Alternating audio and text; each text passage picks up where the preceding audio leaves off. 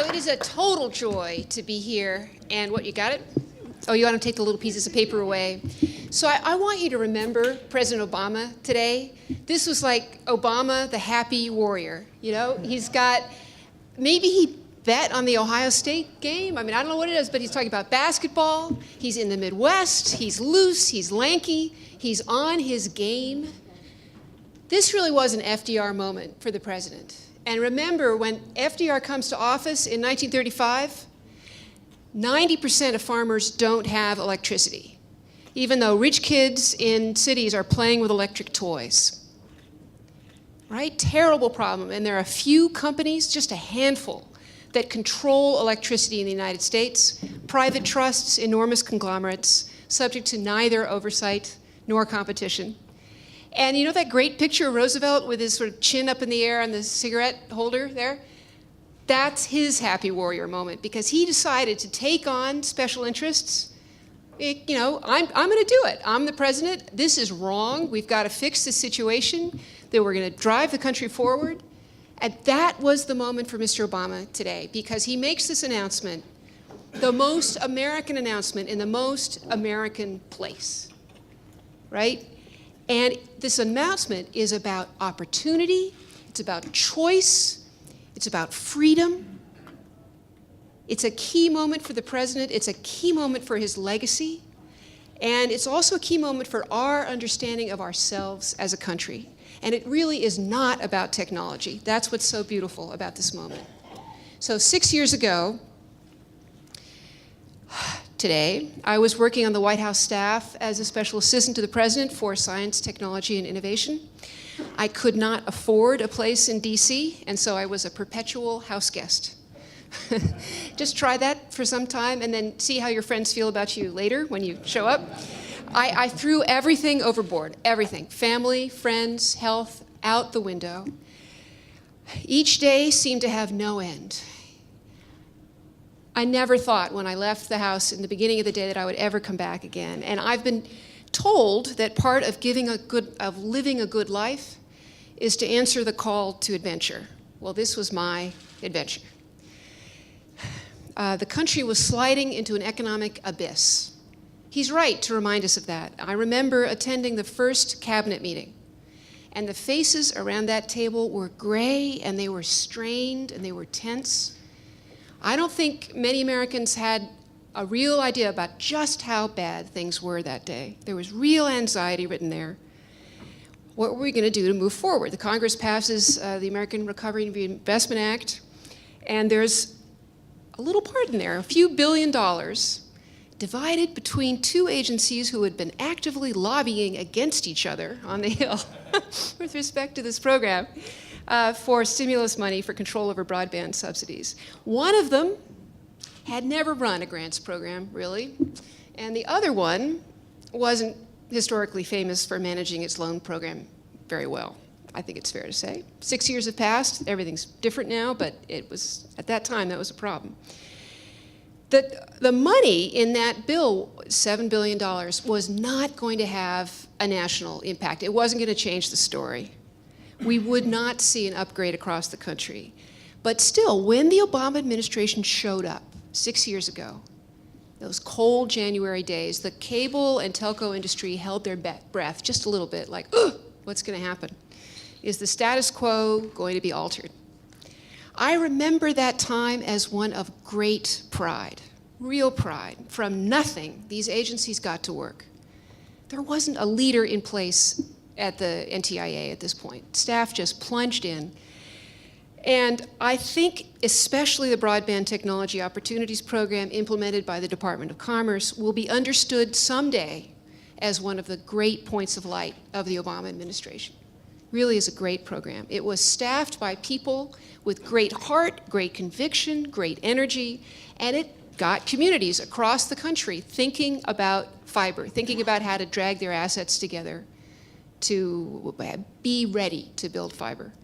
And it is great today to see those Department of Commerce people turned into an advice bank for communities that want to ask questions about how to build fiber where they are. They have a lot of expertise, and now they're being turned in this direction. So great pride, but I also remember this time, personally for me, as one of really great misery. The general wisdom inside the administration seemed to be that there was plenty of cable out there, and for whatever reason, a third or so of Americans just weren't buying high-speed internet access. But that must be because they're not interested, right? That's got to be the point. You can't force them to buy this stuff, people said. And maybe that stimulus money should be used to spread crappy wireless across the country, sort of like a coating of peanut butter. That would be the best way to spend the money. The market for internet access, after all, was just fine. And really, within a few months, AT&T and Verizon and Comcast and everybody just exhaled with relief. Everything was fine. No one talked about prices, really. International comparisons were not relevant. They were waved away with a wave of the hand. Oversight by the FCC was not needed. The market was doing fine. There were some dumb regulations at the Department of Transportation and EPA, but, you know, so what? Leave them in place. And by the way, that's a big part of the president's plan today, too. I want you to notice that he's going to force those agencies to sit in a room for 6 months and look at all the rules that get in the way. Why does the Department of Transportation make it difficult to have a really good dig once policy next to a freeway? Why is that true? What can the EPA do to loosen things up so that fiber can be installed more easily? And they have to report back in 6 months. This is very hard to do. Interagency work is bone crushing. So he's demanding this, and that's big news. So no oversight by the FCC, don't need that. Who cared about internet access anyway? It was a luxury. Key people, senior people in the administration just did not get it. So here's one story in the late afternoon for you to think about over cocktails. I remember telling someone, senior guy, they're all guys, so I'm not giving anything away, that we could move money that had been subsidizing phone service, right, for very poor people in America, over to high-speed internet access. Move it from phone to high-speed internet access because high-speed internet access was going to be the basic medium for the future. And that man looked at me and he said, "But phone is two-way."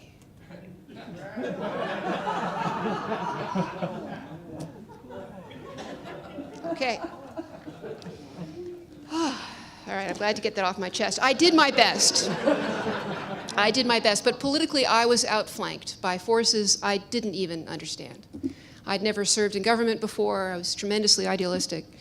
And after I left, I felt disillusioned with the whole setup. The people I had thought would be transformative and would understand the centrality of high-speed internet access and the centrality of that to the country's future had ended up being mere mortals, feet of clay, not quite understanding how important this was. The idea of net neutrality, which had been in the president's platform in 2007, was tagged as radical, right? Radical. And so I got to work writing Captive Audience, which immediately attracted hundreds of AstroTurf reviews on Amazon. Really, hundreds. Go take a look someday. It earned me my own special following on Twitter. Hello, Richard Bennett. Hello, Brett Glass. Maybe you guys don't know these people, but they're on me. They're following every move. I'm telling you all this now because everything has changed. We are in a different world now, 6 years later. I'll admit, I wish it had been like this 6 years before, but I'm so glad. I'm so moved that it has changed now. Because we're 2 for 2. Title II and community fiber, just in the last few months. Although the president may have lost, or his party lost, the midterm elections, he has found his voice. Knowledge, light seems to be flooding in. We now understand that demand for high-speed internet access, and particularly high-capacity internet access, is outpacing supply. We get that high prices for this utility are the key barrier to adoption. That's in the reports released today. And that leaving out a quarter or a third of Americans threatens our ability to survive on the global stage, not just compete, but survive on the global stage. And by the way, we're now talking about the global stage without embarrassment, totally new. This is great. pointing to those other countries. The president released a video where he's got his iPad and he's saying, look, Hong Kong, Cedar Rapids, it's amazing. We have a story today about why oversight, regulation, and Title II are needed. And here's the story. It unleashes the regulatory ideal. The idea is that the regulatory ideal creates opportunity for everyone, for everybody in the country. Right? We don't just have 5 companies that do well, but everybody does well. So most importantly, we have a story about us, about Americans, and why getting this high-speed internet access issue right, fiber to everyone, represents one of the key social justice issues of our time, and the greatest opportunity for America in a century. And you can see people focusing on it. I mean, clearly we are, but the National League of Cities, U.S. Conference of Mayors, tremendous energy being devoted to this. We're here because all across America, mayors are calling for the installation of high-speed internet access, not just for municipal buildings, but for business buildings. America's circuits haven't been upgraded, really, in the last 15 years since the introduction of the cable modem. And citizens and businesses are clamoring for ubiquitous, unlimited, cheap fiber access. It's becoming as important a social issue as electrification was back in the 30s. And by the way, electrification was the key presidential policy domestic issue in the races of the 30s. I know that seems weird, but it was. And I believe that high-speed internet access is going to be up there in 2016, so get ready, you've all got speeches to make. So you all know this to be true. Fiber connectivity to the internet is the global standard, gig cities. There could not be a better time to be investing in fiber in America. Interest rates are at an all-time low. Lots of people would welcome the jobs that would be created. The spillovers of all of this, the economic activity is great. And we're heading towards, we're there, a digital society. We do have to figure out how to measure it, and I hope to help along those lines, but we know that this is where we're headed.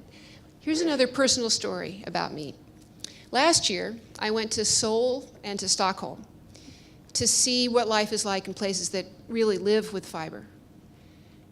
I asked young people about their lives, about their true friends, about their families. In Seoul, I found rigid hierarchy. I don't know how many of you have been there, but it's really something. So all the girls get plastic surgery. There are hundreds of plastic surgery places because they all want to look different, but they end up looking exactly the same, and they talk about this freely. The pressure to get the right civil service job is overwhelming. The sort of squeeze on a Seoul teenager is really something. And the giant conglomerates will smash any startup.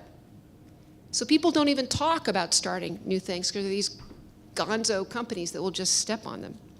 So they may have connectivity, but they're not as entrepreneurial as we are. They don't have what the president described as pluck. You have to pause before you say pluck, but then when you say it, it has a great impact. They don't have pluck, and they don't have ingenuity, and they don't have that ability to take risks that we do. And that ferry disaster in April, that was a really big deal for Seoul teenagers. That reminded the younger generation, as if they needed any reminding, that older people are rigid idiots and can't be trusted. And that ferry disaster is going to haunt South Korea for generations. In Stockholm, they're desperate for grit. They're yearning for grit because everything's so smoothly organized that kids are a little complacent. They all know they're going to get jobs. I had a wonderful virtual reality tour from a teenager there who's very sure he'll get a job. But things run too smoothly. There's this kind of bovine calm in Stockholm. So they've opened up a nonstop flight to Silicon Valley, and they're hoping that some grit will arrive on the next plane. But that kind of scratchiness, density, interest of American life, street life, they don't have that there. They're trying to synthetically create it. So you know where I'm heading with this. My trip led me then to Kansas City. I came here last year, and I met many people who are now here today during that trip, also asking about their friendships and their relationships and their lives with fiber. Kansas City's competitive advantage is not the same as San Francisco or New York City, and it really shouldn't be. This isn't going to be the place of startup bright, shiny objects. Kansas City is all about, from my perspective, community and family and roots and belonging. I interviewed kids from Kansas City who were homesick when they were an hour away. They missed it so much. I interviewed that wonderful young man in Startup Village who took out an IRA, drained an IRA in order to build a home for hackers so they could share the Google Fiber connection, just because he felt it was the right thing to do.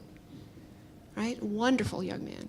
And he told me this terrible story that one of his low moments was this bungalow was pretty decrepit. He was crawling underneath the porch, dragging out corpses of cats that had decayed underneath that house.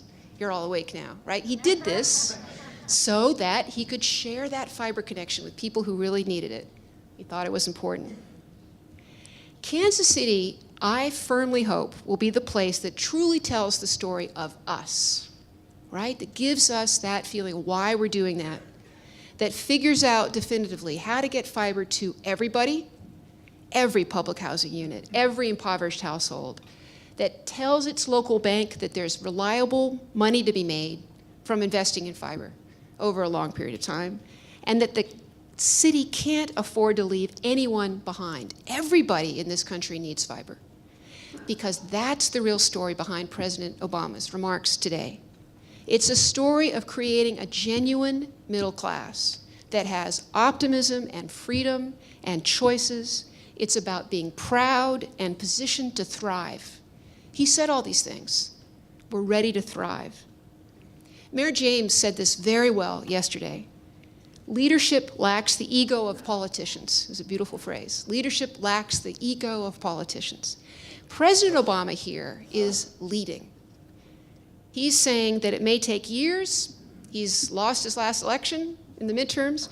He's staking a claim on the future. He's right. The future belongs to those who give the next generation a reason to hope. That's what he's doing. You can hear it in his voice. That joke, we're going to need a bigger boat. Whew, that was great.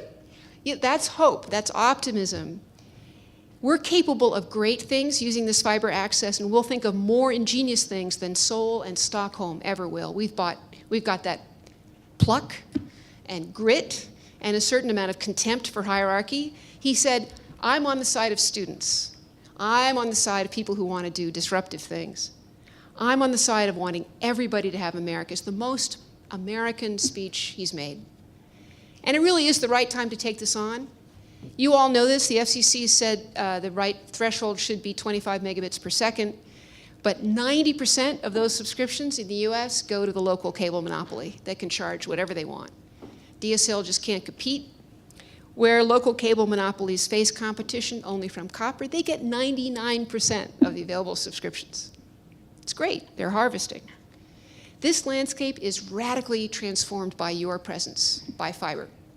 Where fiber to the home exists, cable gets just 56% of subscriptions. They really battle it out. But there's very little fiber so far in the US. We only have about 10% of Americans on fiber. And the overall internet connectivity picture is grim. I'm glad we touched on that. 40% of houses in Detroit, no internet access at all. Numbers for Kansas City, Kansas, pretty alarming. Astonishing percentages in Cleveland, Miami, my home city of New York City, my other home city of Boston. Everybody's struggling. They're all on the list of underserved communities.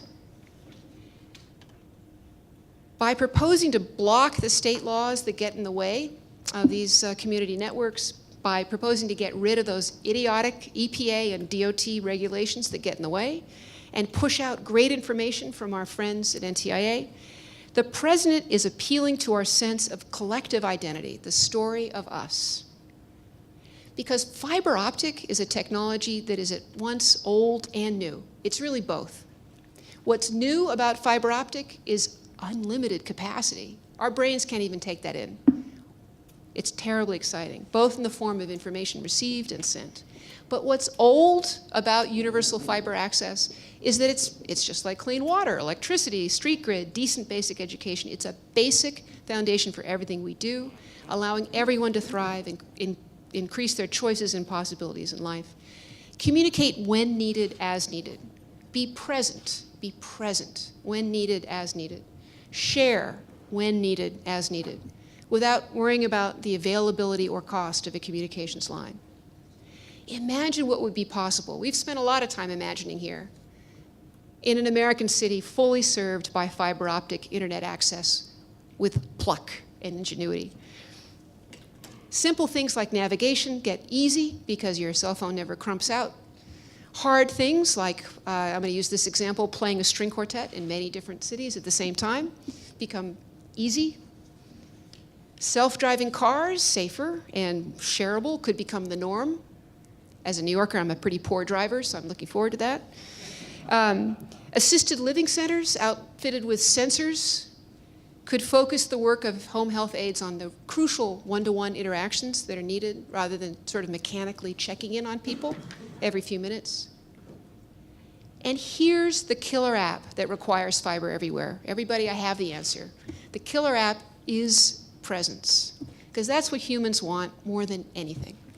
To be in the doctor's office to meet. The pixels fall away with these high-resolution connections.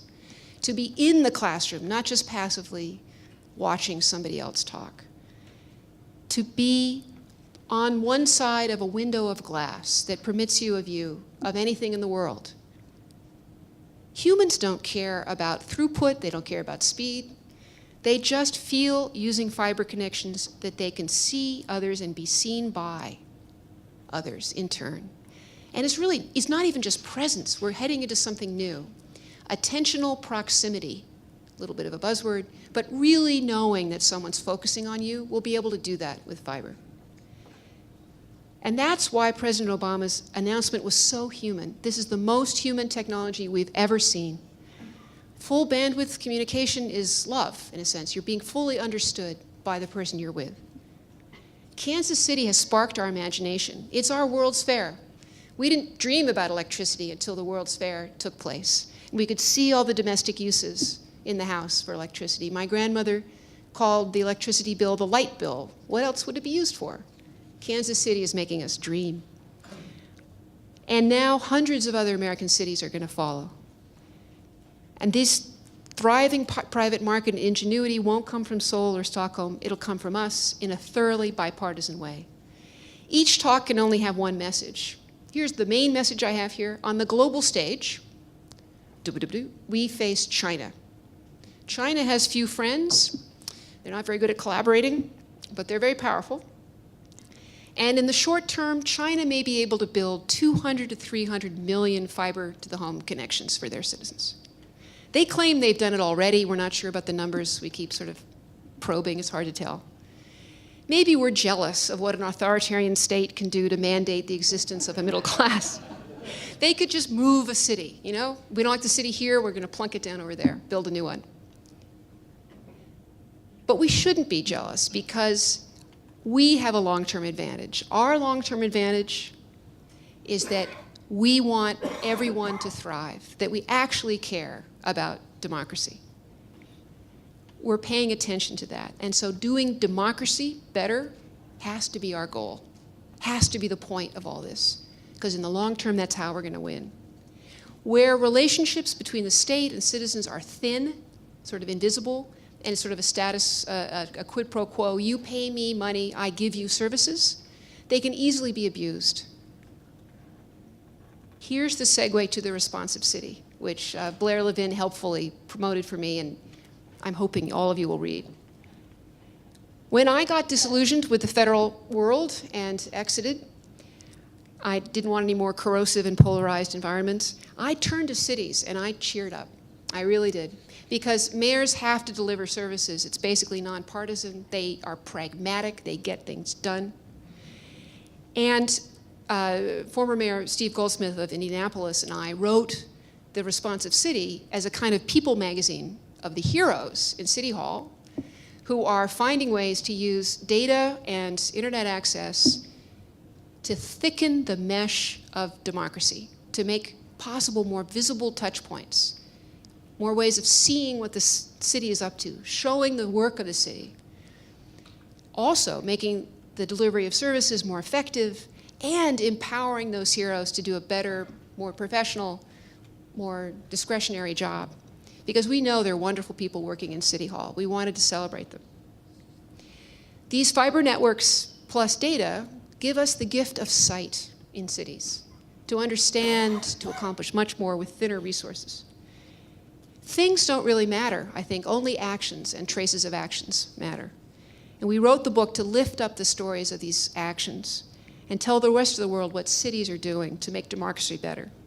It's hard to see it when you're in the middle of a tremendous transformation, but it's clear to us that this is the best time to be working in cities in 100 years. Coincidentally, it's the best time to be building fiber. Can you see these two things coming together? I think they definitely are. There's a challenge. Here's a key challenge. Kids expect, 80% of them expect same-day delivery. So cities are under real pressure to do things fast. Everybody expects great customer service over their handheld devices. Most people think products will be delivered before they're even thought about. So a city with few resources, unless it makes the big adjustment to becoming a responsive city, risks becoming an anachronism. Why should we deal with you? You can't deal with us the way we do with Facebook and our online services. There's some good developments that are helping the responsive city move along. You don't need IBM these days. You don't need Cisco. A lot of the data programs are commoditized. And processing is becoming cheaper and cheaper. Data mining can circumvent some legacy interoperability issues. And more personnel are comfortable with data. My mission in life these days is to cross-train lawyers and policy students with technologists, so we make wise decisions for the future. Just a few stories, really only two.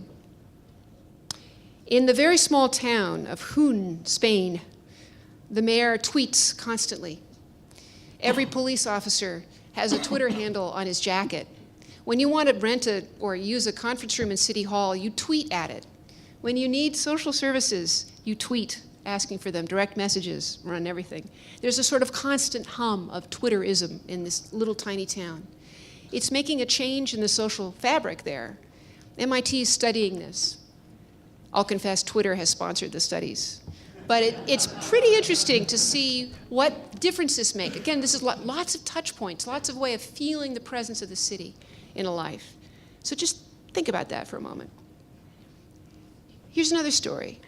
A guy named Mike Flowers in New York City had been in Iraq and came back from doing intel work to work in City Hall, and he saw tribes everywhere, right?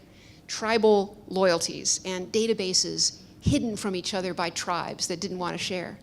And he began doing intel of his own, using a thumb drive, picking up data that might be useful, and built eventually predictive models for things like, where's the next fire going to happen? You know, where are kids at risk of being burned to death in a house? Mike became that empowered employee with data using predictive analytics to help democracy work better.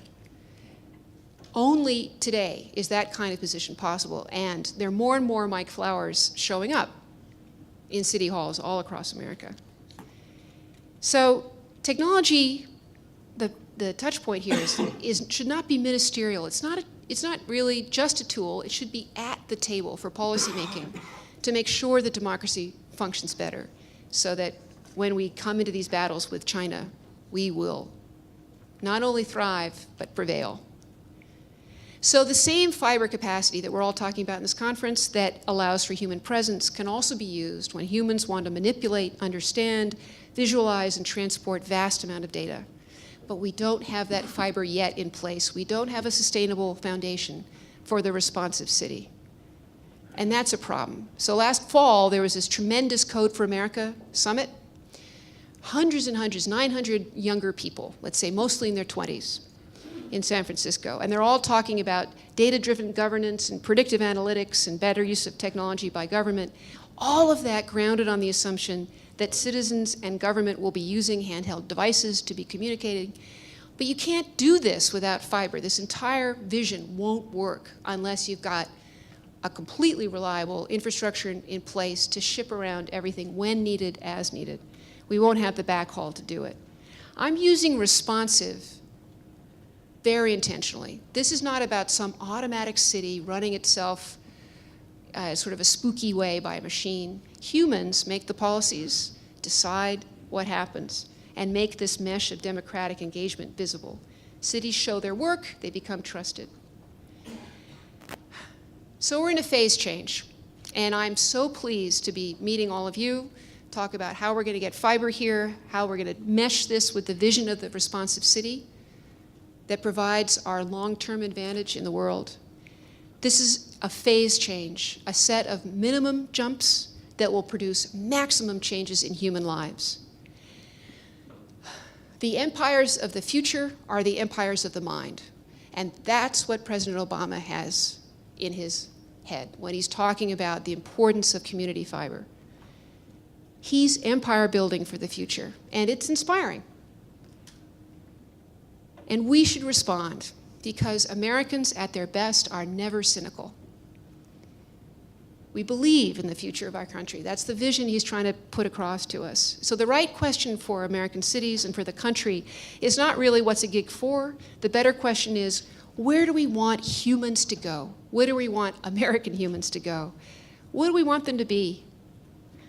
Many people have said that. There's some young Mozart out there on the wrong side of the tracks who is busy playing with toys, but is waiting for us to install fiber so that he or she can create something unimaginable by us. We want that young Mozart to thrive and join the middle class in America. It's an imperative. The president is calling to us in our sense of adventure. And I'm very glad that all of you are on this journey. Thank you so much.